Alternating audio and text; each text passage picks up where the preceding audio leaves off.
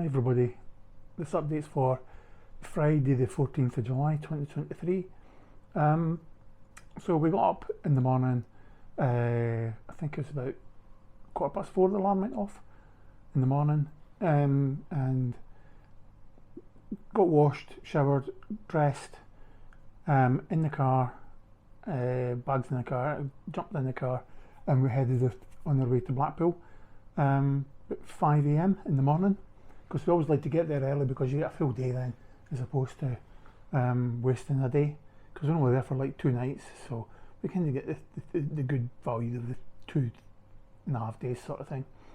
So that was all good. So we jump in the car, we went down the Moffat Road, as it's called, the A701, rather than down the A702 through Biggar. It's just a quieter road, and it brings you out just kind of north of Gretna motorway services, because we usually like to stop there and use the Ionity chargers to charge the car, even though we don't need a charge then. It's good just to stop, stretch the legs, go to the toilet, and Michelle makes a couple of sandwiches, so we have the sandwiches, so we sit in the car, we get there, we usually wait about 20 minutes, half an hour, and then unplug the car and then head on into Blackpool. But unfortunately, for some strange reason, I have no idea how, I actually missed the Gretna turnoff, the Gretna services turnoff. So we ended up, as I said, we had plenty of charge in the car. So we continued on, and we stopped at Westmoreland service station just to go to the toilet and grab a cup of tea, or I think it was a hot chocolate Michelle got, and we had a Link sausage roll each. The sausage was okay, it was Cumberland sausage, but I wouldn't say it was anything exciting. I've had better. The roll was pretty fluffy, not very heavy, but it was, or barn bap, whatever you want to call it. It was more like a morning roll, but then that was powdery and quite dry and a bit yucky, so basically I had the sausages and half the roll basically, and we threw the rest out. So after that we headed on to Blackpool, and with a little stop, and I was only sticking to the speed limit, as you should always do anyway, but I was doing 70 mile an hour on the motorway. Set the adaptive cruise control, which means it accelerates and brakes when it needs to. The car automatically does that for you. You just got to sit there and steer it, or put your foot down just to overtake something if it's doing like 68 mile an hour, and then just pull back in, and the car will go back down to the associated speed. But if you're approaching a car from behind and it's and you can't get out to overtake, then the car will automatically slow you down as well. So it's a bit nerve-wracking, but you get used to it eventually. So what we stopped at Westmoreland, we had a roll, we're heading off into Blackpool. So once you're at Westmoreland, it's like an hour to get to Blackpool from there. So we headed in, we stopped off at Lidl's, I can't remember the name of the road. Basically it's up from the back of Stanley Park area, and we then stuck the car on charge, went into the shop, got some water for the room, and then just after about, I think it was 20-30 minutes going around the shop and things, we go back to the car. Basically we unplugged it and then headed into the town centre, to a central car park, where I know I've got car chargers as well, so we just parked the car up and stuck the car on charge. And it's not as powerful as the ones at Gretna. These are DC chargers up to, I don't know, 350 kilowatts or something, no idea. My car will charge 175 I think, in perfect conditions. But we stuck it on at Lidl's and it was giving me 44 kilowatt DC charge, and stuck it on at Central Car Park and it was giving me 11 kilowatts, which is fine. I mean, we were just parking the car up and going for a walkabout anyway, but it's not as if we needed the car. So I paid for the parking. I've already registered with the company for using that charging network in the car park, so I just tapped my RFID card and it just authorised it automatically.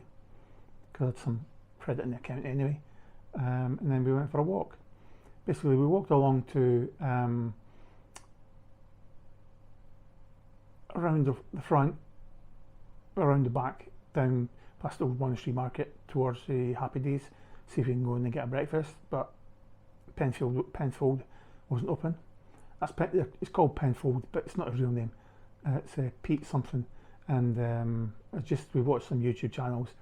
They're called the Crap Boys, and he has his not your boy Leroy or something, and he's always in tow with who's nicknamed Penfold, or I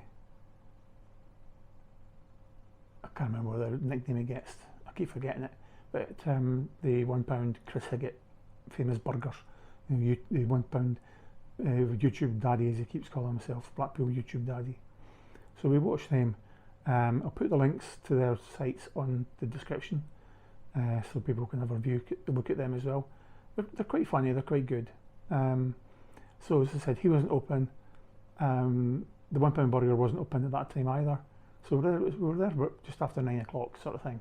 So we thought, right, okay, we'll go along the front, and there's a diner, fish and chip, Blackpool Fish Factory or something it's called. So Michelle had a wee plate of chips. I think it was about back at 10, because I think we went to a couple of shops before then, back at 10, 11 o'clock-ish. And I just had a link sausage roll again, and the sausage was fine, but the actual roll itself was absolutely disgusting, so that got thrown away. But I had the sausages, they weren't the best, just generic catering pack sausages, but you know, it filled the gap. Then we left there, but this time the £1 burger, famous £1 burger in Blackpool, was open, so we went along there, and I got a cheeseburger and a can of juice, which is £2.50 in total. A pound burger, and you pay 50p for the cheese, and it was £1 for the can of juice. So you can't grumble at that. I mean, that's really cheap. And the burger itself was actually really quite nice. A bit grizzly, a bit fatty grizzly stuff in it, but it was actually really nice, really tasty.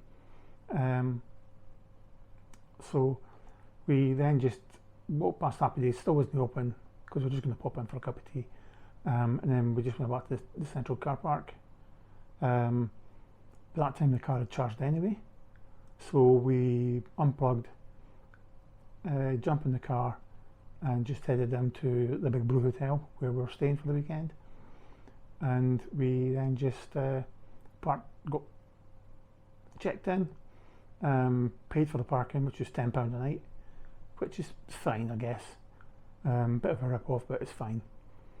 And then you get access through the barrier to park the car up. But at the same time, Michelle took the bags at the back of the car and waited in reception for me. And then we just, I parked the car up and came back round into the hotel, and then we just came up to our room because it was pretty much ready by 1 o'clock. So that was all good. And I think we were just so impressed by the room, and I'll put the other video up as well about what the room looks like and how nice it is. We've been more expensive, but it's like a 4-star hotel, and it's really, really nice. We went down to the restaurant last night, or on Friday night, to get something to eat because we were quite hungry by then, because it was like 7 o'clock at night. And I had Michelle had like pasta bolognese, which is really quite nice actually, quite tasty. And I chose the chicken vegetable stir fry. I had to send that back to the kitchen because the noodles were basically hard and crunchy, so they hadn't been cooked at all. So we sent that back to the kitchen. About 10-15 minutes later it came back. I'm always worried about sending things back to the kitchen because they're probably gobbing it or shite on it or something. But anyway, I'm hoping not. But then they brought it back. The noodles were a lot better, but the chicken itself was cheap, nasty, processed chicken. Not processed, but chicken breast, but it was cheap, nasty stuff. There was no flavour to it whatsoever, the chicken.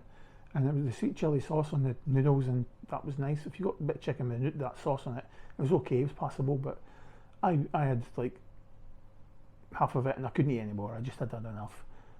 Plus the area where we were sitting in the restaurant was absolutely freezing. Although we told him about it a few times, about three times I think. We just thought, nah, enough's enough, and then we came up to the room. That experience alone, I would think twice about actually going back to that restaurant. Can't fault the staff. The staff were absolutely lovely. The staff in the whole hotel has been absolutely lovely. You pass even the cleaners in the corridor, they're saying good morning, thank you, or stopping to let you pass and stuff like that. They've all been really fantastic. The reception has been fantastic. The bar staff, the waiting staff in the restaurant were really nice, but the food, I wouldn't say it's up to par. Not for what you get in a 4-star hotel. I would expect a lot better than that. And it put me off going back again.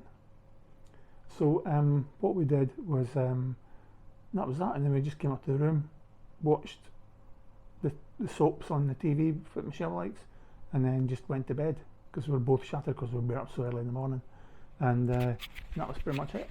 So I'd done a lot of walking. I'd done 1.5 miles of walking in total all during the day, and it was tough going, but I got there. I mean, as the day progressed on, I was getting slower and slower, but I mean, I was still fighting my way through it, and it was all good. So in bed at night, and that I was a wee bit discomfort just with the hips being so sore, but everything was good. I mean, and then we had the Saturday, and I'll tell you that in the next vlog. And I'll leave that there. Thanks everybody, and we'll speak to you in a bit. Thank you. Right, bye.